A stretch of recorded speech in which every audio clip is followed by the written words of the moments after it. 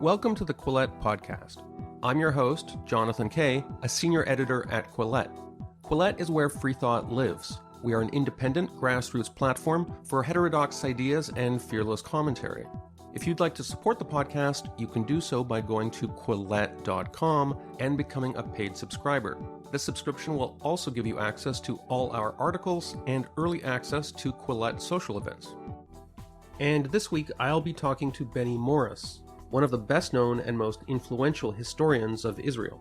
In books such as The Birth of the Palestinian Refugee Problem, Morris challenged Israel's traditionally heroic understanding of its own creation and its treatment of local Palestinian populations.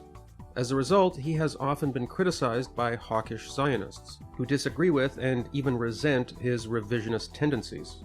But as we will hear in the interview that follows, Morris is no dove when it comes to assessing Israel's response to Hamas's October 7 terrorist attacks. In our discussion, we talk about the emotional trauma caused by Hamas's acts of slaughter in southern Israel, and the question of whether Israel's response has been excessive.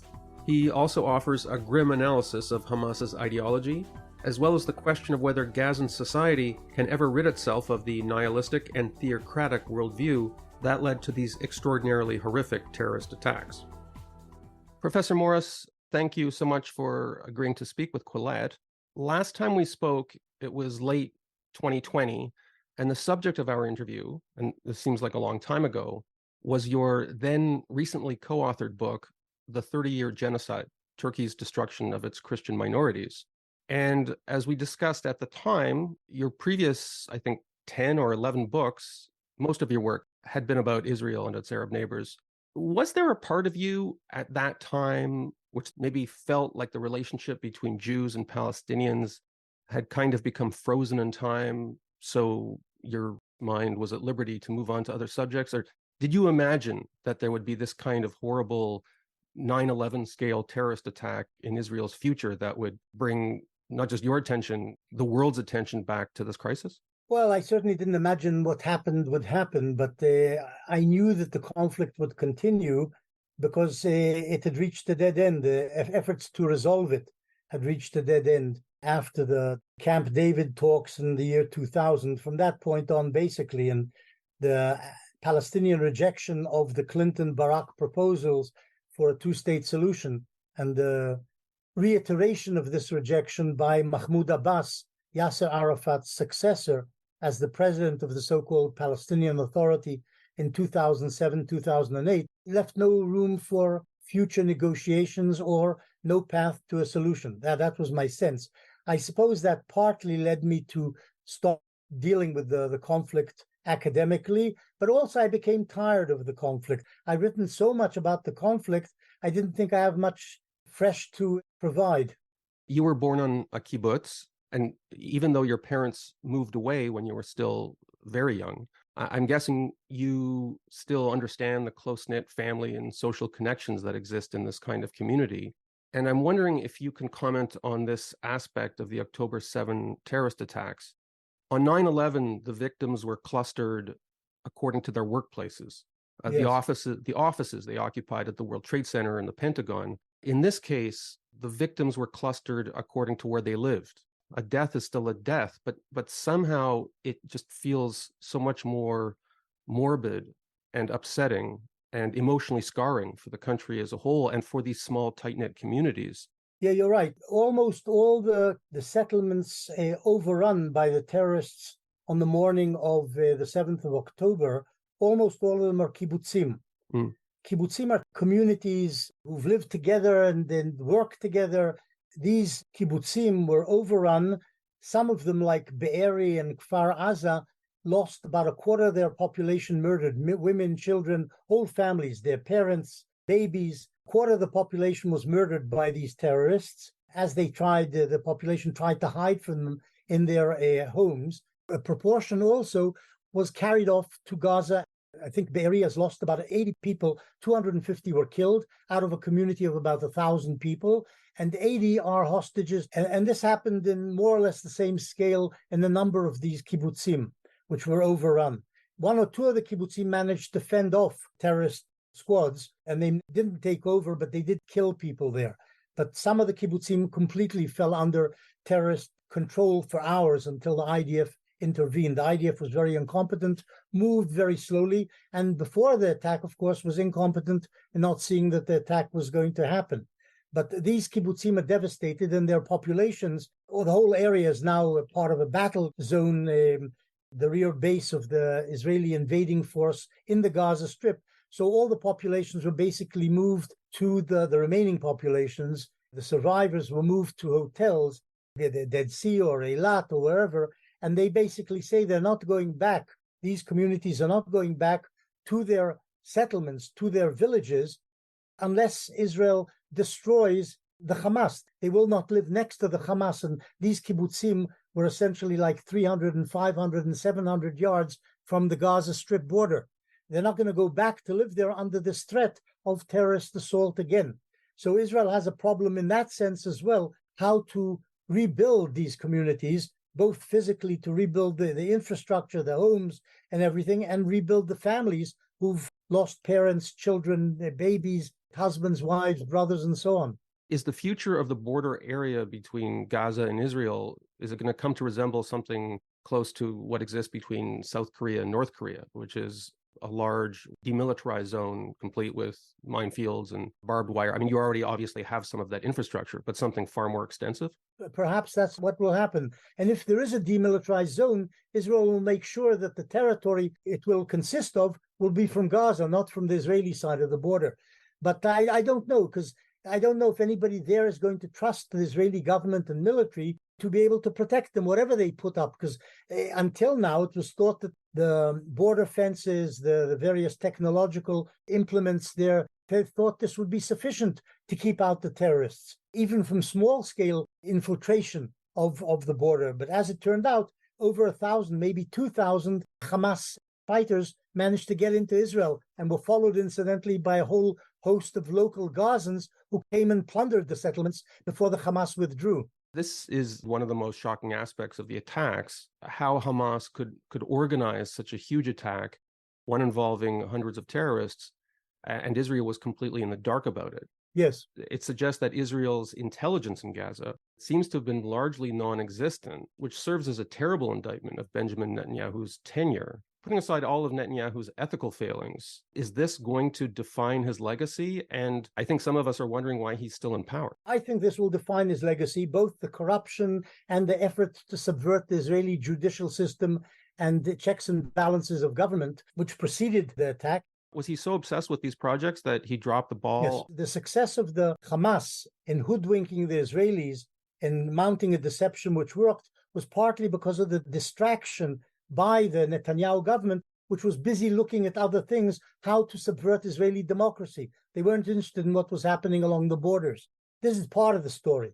The other part is probably Iranian organized deception by the Hamas was very well organized, very well managed. And there was, of course, Israeli hubris, as there had been in 1973 when Syria and Egypt surprised the Israeli army in their attack on Yom Kippur. There was hubris, that is, who believed that terrorists could so deceive and overcome the Israeli defenses. Couldn't contemplate it at all. Many of your readers and fans might still not know how extensive your military experience was before you became a historian and an academic. You fought in the Golan Heights in 1967. You served on the Egyptian front, where, as I understand, you were wounded during an artillery attack. You were also deployed with, I think, a mortar unit in Lebanon in the early 1980s. But then, and maybe this is the aspect that people will remember because it's more recent and it's more politically charged, when you were called up as a reservist to suppress the first intifada in 1988, you refused, essentially as a conscientious objector. I think they were going to send you to Nablus. Yeah.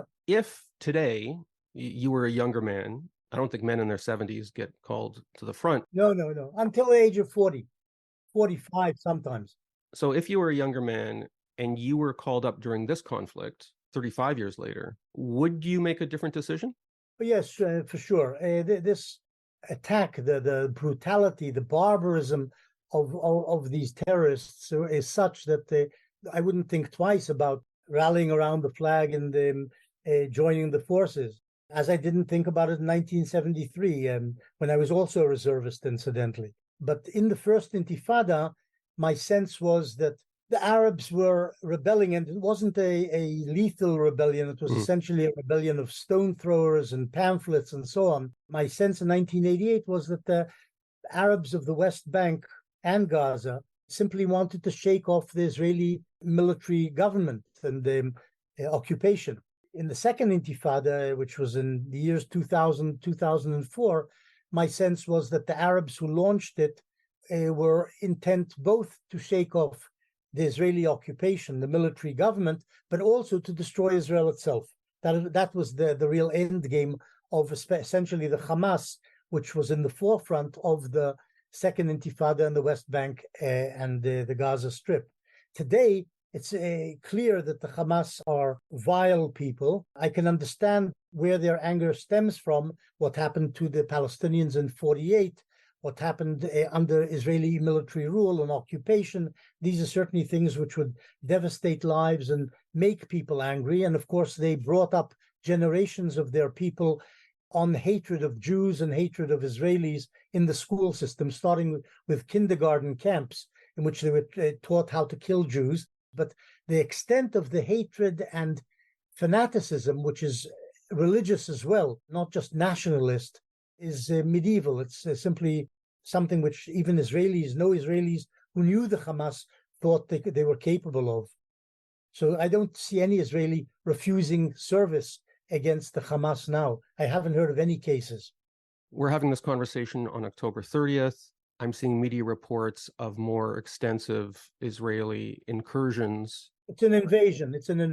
And especially as Israeli troops approach Gaza City, the nature of the combat that will unfold will likely resemble some of the very messy, dangerous door-to-door operations that the United States led in places like Fallujah and parts of Afghanistan. Those were bloody campaigns. However, in Iraq and Afghanistan, those operations were sustained at least by the conceit, it was a tenuous conceit, but it was there nonetheless, that these countries might become democratic, Western-friendly nations once they are rid of their militant Islamist governance. In the case of Gaza, I don't get the sense that anyone actually believes that. And I'm wondering, and I'm asking you this as a historian and as an Israeli citizen, but also as a former soldier, how do you motivate soldiers, the men and I guess sometimes women who are kicking doors down? How do you motivate them to fight when there really doesn't even seem to be a theoretical best case scenario for Gaza becoming anything except maybe a more isolated and less terror capable version of what's basically a giant Islamist run refugee camp? Yeah, I don't think there's a problem of motivation. If you talk to Israeli troops, I see them on television. You can see they are highly motivated, and the motivation is essentially revenge. That's a dangerous sentiment, no? It doesn't matter. That's what's motivating them. My assumption is they will kill every Hamasnik they can find. That's the intention of the government, and that's what they're going to do. Hopefully, they'll succeed in doing this. That the international community and the Israeli public will give them the rope, the time to do it in. As you say, they're doing it carefully. I think they're trying to avoid killing civilians needlessly, but there will be dead civilians, as there have been until now, even though the numbers, of course, are probably exaggerated by the Hamas, which controls the health ministry in Gaza. So you can't trust any of their numbers about how many people are being killed or how many children. It's all probably a pack of lies, though there are dead civilians, and probably a lot of them by now, and there will be more. But I think the Israeli army is going to do it carefully, avoiding killing civilians if it can, and avoiding deaths in its own ranks. But it will go after the Hamasniks in their tunnels. I don't know how they're going to do it, how they will flush them out. I hope they won't have to go into the tunnels and have a firefight every 100 meters. But I assume the Israeli army is strong enough to do it and has worked out how it should be done without tremendous casualties on the Israeli side. This is a subject that goes to some of your defining scholarship as an academic, because much of your career has been spent analyzing and debating the issue of whether Israel committed war crimes during the military and paramilitary conflicts that attended Israel's birth in 1948. And you've attracted criticism from both doves and hawks because you've taken a fairly nuanced treatment of this question. In your opinion, do you think Israel has committed war crimes in Gaza over the last month? I think the pilots have been given exact targeting of Hamas targets, bunkers, concentrations, weapons stores, and so on. Some of which, of course, they put under mosques or inside mosques. Problem is they have large concentrations under hospitals. They've worked this out very well. They're behind the human shield. But I assume that this has been cleared, I think, at every level by Israeli judicial officials in the army and by the Attorney General on the ground with tanks attacking buildings and attacking whatever. There may be some war crimes for sure, but until now, I assume everything's been rigorously checked. That's my understanding of how the campaign, the air campaign, has been unfolding. In the case of the Taliban and arguably even Hezbollah, other Islamist groups that have been around for decades, eventually a certain sense of realpolitik sets in. And while neither Hezbollah nor the Taliban are exactly respected, upstanding members of the international community, they have grudgingly made concessions to the real world, and that's resulted in maybe at least somewhat controlling their violent tendencies in regard to external targets. Is there any hope that Hamas might morph into something that more closely resembles an actual legitimate political authority? I don't know. Look, the Hamas charter is very clear about what the Hamas character is and what its aims are. It says, frankly, clearly, flatly, it wants to destroy Israel and install a Sharia-governed state in all of Palestine. That's what it says. And it essentially says, kill the Jews. And they say Jews, of course, not Israelis. It's a deeply anti-Semitic organization. In its charter, it says the Jews were responsible for the outbreak of World War I, World War II, the French Revolution, even the creation of the United Nations. They blame the Jews. If you judge by that charter, they're not going to change. They're not going to become moderate and responsible government officials like many Germans hoped Hitler would become in 1933 when he was given the chancellorship. I don't see them changing. Here in Canada, and I suspect other Western countries, one of the refrains you hear among campus leftists who call Israel a genocide state is there's no real religious aspect to this war, and they argue that this is simply an anti-colonial struggle, which they try to analogize to the struggle for indigenous rights in places like Australia or South America. And they argue that the Islamist aspect is a kind of nominal overlay on anti-colonial struggle. Is there some truth to that claim? No, it's nonsense. Anybody who wants to know anything about the Hamas simply has to look at the covenant or charter and see the language in which it's couched and the aims which it intends. And they're thoroughly religious. The whole idea of turning all of Palestine into a religious-run theocracy is central to the charter. They say that there's the PLO, which is supposedly a secular organization. They are our brothers, but we will deal with them as well. But they're not going to be in control. We, the religious autocracy, are going to run the place, and on the lines of what they interpret as Quran and Allah's will. There's no getting around this. That's what they are. They are religious fanatics. People in the West, Christians, Jews as well, but Christians are essentially non-religious, or if they are religious, it's a sideshow to their lives. Most Arab Muslims are religious. They deeply believe in Allah, and the extremists among them, those who are fundamentalists, believe that this is what must dictate their lives and their politics. And this is what their attack on October 7th expressed, and what their future desires express as to the future of Palestine. I remember once when I was reporting in Israel during the carnage of the second intifada terrorist attacks. It was a banal scene, but I remember it where I pulled up at a gas station in a rural part of Israel, and the woman saw my Canadian credit card and she said, "What are you doing in this godforsaken place when you could be in Canada?" And she was referring to the fact that I had come to Israel during these horrible terrorist attacks. I remember there was this fatalism in her voice. And obviously that second intifada passed, but I'm wondering if there's something of that fatalism that now is a permanent feature of Israeli society and has been reinforced by this latest tragedy, which has permanently extinguished some of the upbeat, optimistic, utopian sentiment that attends all nationalistic projects. Is Israel now a permanently fatalistic society in terms of its place in the world? I fear so. Look, I think that we have the Holocaust as background when the world basically looked on and allowed the Germans and their helpers to kill off 6 million Jews. And that was 2 or 3 years, ended 2 or 3 years before Israel was created. So that was a type of background to the psyche of Israel in 1948. Continuous wars and terrorism against Israel has reinforced the sense of victimhood among Israelis.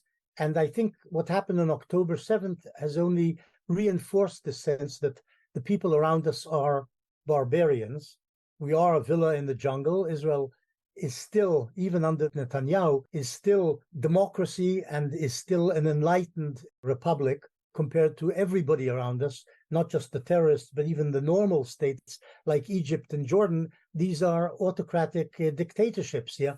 So the sense that we're a villa in the jungle and that the jungle wants to take over, like Angkor Wat, it wants to take over the villa and overrun it, has been strengthened by this barbarous attack. So I think Israelis will long remember this thing. It stamped their psyches, what happened on October 7th. And the continuous suffering of the hostages and what's going to happen to the hostages. And my sense is very negative about what's going to happen to them. I don't see a good outcome to this hostage situation is only going to reinforce that. As recently as August, just a couple of months ago, you endorsed the use of the word apartheid to describe Israel's treatment of the Palestinians. And I'm wondering if you can expand on that, especially since that term often gets weaponized and is now being weaponized in the mouths of Israel's critics. Israel is composed of 80% Jews or close to 80% Jews and 20% Arabs. Israel's treatment of Israel's Arab citizens has been fair, essentially fair. They're given equal rights. They vote freely, they move freely, they work freely. They're treated okay, and the word apartheid simply does not pertain to them. It's a misnomer. It's unfair to use that word in relation to its treatment of Israel's Arab citizens. But when it comes to the West Bank, the Israeli military government ruling the West Bank, there is a type of apartheid. It's not the type which governs South Africa. It's not to do with race. It's a nationalism-based apartheid in which Arabs do not enjoy citizenship. They do not enjoy human rights or civil rights. They sometimes are forced to use separate roads. Their movements are controlled by checkpoints. 3 million Arabs, or close to 3 million Arabs, and over 600,000 Jews who live in the West Bank. They enjoy full citizenship. Israeli courts, not military courts as they exist in the West Bank. Everything is separate. That's apartheid. That's where the word comes from. So I used it. I signed a petition which used that word. So your view is that the word apartheid is correct to the extent that it describes the separate system that exists in the West Bank? Yes. As I've mentioned, I'm talking to you from Canada. It's a safe country, half a world away from the violence in Israel and Gaza. So instead of mourning loved ones who've been killed or abducted or consoling friends or relatives who've had that horror visited upon them, I have the luxury of examining my own beliefs and reactions. And one of the things that I've noticed is that in the shadow of that horrible attack, I had some very dark reactions to it. The idea of revenge kind of dominated the way I thought about this for days after the attack. And I think there is this sort of tribal impulse that takes over where you become inured to the normal humanitarian feelings you have for everybody on earth, including Palestinians, Jews, what have you, anybody. But in the reaction to the attack, my first emotional, I don't think it's an intellectual reflex, but my emotional reflex was, well, Israel has to take revenge for it. And in that moment, I think if you had asked me, I wouldn't have cared how many Palestinians died. And I'm absolutely not proud of that kind of emotional response. And I've tried to interrogate, to use a trendy word, interrogate that response in the days following and remind myself that civilians are civilians. And even if they're part of a militant society, mothers and fathers still love their children. Is this something you wrestle with, these natural feelings we have in the shadow of this kind of violence, and that we have a duty to manage either as observers or certainly as politicians and soldiers? I'm guessing you've had to wrestle with this sort of thing as an Israeli for decades. Well, especially after this attack on October 7th. No, you're right. I think I do wrestle with it. And some days I think I don't care how many Arabs die in Israel's onslaught against the Gaza Strip. And on other days, I think, well, civilians should be treated differently and there should be avoidance of civilian casualties. And one has to look at this on another level, and that's a level which Westerners don't really understand. And that's the level of the mindset and politics of the region. In this region, in the Middle East, revenge is considered necessary when something like this happens. And if you don't do it, you're considered weak and you become the prey of further attacks. It invites further attack. Arab states and Arab societies around us, if they don't see Israel taking severe revenge for this, will think Israel is a paper tiger, and it will invite further attack by Iran, by the Hezbollah, you name it. Professor Morris, thank you so much for taking the time to talk to the Quillette podcast. My pleasure. Thank you for listening to this episode of the Quillette podcast. Quillette is where free thought lives. We are an independent grassroots platform for heterodox ideas and fearless commentary. If you'd like to support the podcast, you can do so by going to Quillette.com and becoming a paid subscriber. This subscription will also give you access to all our articles and early access to Quillette social events.